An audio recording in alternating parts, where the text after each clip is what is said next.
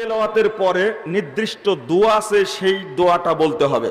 গোটা দেশের লোক কি বলে সাদাকাল্লাহুল আযীম ওয়া সাদাকা রাসূলুহুন নাবিয়ুল কারীম ওয়া নাহনু আলা যালিকা মিনাশ শাহিদিন। আরো লম্বা দোয়া বলে না? দোয়া বলে। আমি বলতে একজন মঞ্চে বসে থাকা খুব বর্ষিয়ান আলেম, একটা দলের রুকুন, তিনি বললেন আল্লাহ বলছেন কুল সাদাকাল্লাহ, অতএব এটা বলা যাবে না কেন? কোরআন তেলাওয়াতের পরে সাদাকাল্লাহ বলা যাবে, উনি বলছেন। শোনেন, ভালো করে বুঝেন। আমি বললাম যে আমি হাদিস দিয়ে বলে দিলাম রাসূলুল্লাহ সাল্লাল্লাহু আলাইহি ওয়াসাল্লাম কোরআন তেলাওয়াতের পরে বলতেন সুবহানাকাল্লাহুম্মা ওয়া বিহামদিকা আশহাদু আল্লা ইলাহা ইল্লা আনতা আস্তাগফিরুকা ওয়া আতুবু ইলাইকা।